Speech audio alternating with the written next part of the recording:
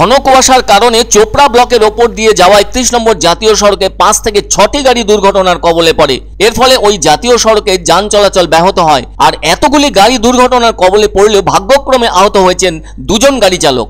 তাদেরকে ইসলামপুর মহকুমা হাসপাতালে ভর্তি করানো হয়েছে। এই যে এতগুলো গাড়ি দুর্ঘটনার কবলে পড়েছে তার কারণ হিসেবে পুলিশের কাছ থেকে জানা গেছে, একটি ট্রাকের টায়ার পাঞ্চার হয় মঙ্গলবার গভীর রাতে উত্তর দিনাজপুরের চোপড়া ব্লকের সুফলগঞ্জ এলাকায় 31 নম্বর জাতীয় সড়কের ওপর। এদিকে ঘন কুয়াশার কারণে বুধবার সকালে ওই ট্রাকের পেছনে আরও একটি গাড়ি এসে সজোরে ধাক্কা মারে। এভাবেই আরও 4টি গাড়ি দুর্ঘটনার কবলে পড়ে। ওই দুর্ঘটনাগ্রস্ত গাড়িগুলির মধ্যে একটি তেলের ট্যাঙ্কার এবং একটি রিজার্ভ বাসও রয়েছে।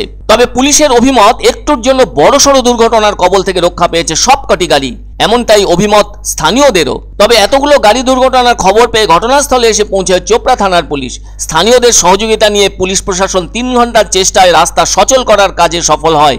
এদিকে অনেকেরই মনে আছে 2023 সালের 11ই জুনের দুর্ঘটনার কথা।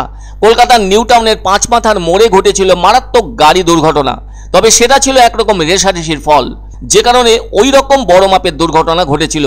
কে কার আগে যেতে পারে এমনটাই ছিল তাদের মতিগতি, যে কারণে একসঙ্গে 6টি গাড়ি সেদিন দুর্ঘটনার মুখে পড়েছিল।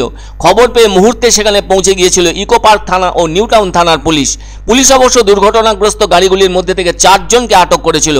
পুলিশ জানতে পেরেছিল সেদিন রেষারেষি করে গাড়ি চালিয়ে আসার সময় পাঁচমাথার মোড় সিগন্যালে একের পর এক গাড়ির পেছনে ধাক্কা লেগেছিল, যার ফলে সিগন্যালে দাঁড়িয়ে থাকা একটি 4 চাকা গাড়িকে ধাক্কা মেরেছিল অন্য একটি গাড়ি। এর জেরে ওই ধাক্কা লেগেছিল পিছনে থাকা আরও একটি গাড়ির, আর 4 চাকা গাড়ির ভিড়ে একটি বাইকও ছিল।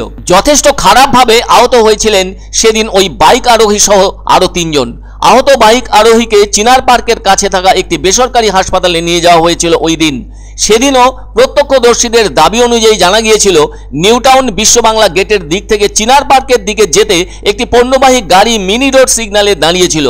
সে সময় দুটি 4 চাকা গাড়ি নিজেদের মধ্যে রেষারেষি করতে করতে এসে সিগন্যালের কাছে তারা নিয়ন্ত্রণ হারিয়ে একটি 4 চাকা প্রথমে একটি বাইক আরোহীকে ধাক্কা মেরেছিল। এরপর 3টি গাড়িতে পরপর সজোরে ধাক্কা মারে 4 চাকাটি, যার ফলে সব মিলিয়ে 6টি গাড়ি সেদিন দুর্ঘটনার কবলে পড়েছিল।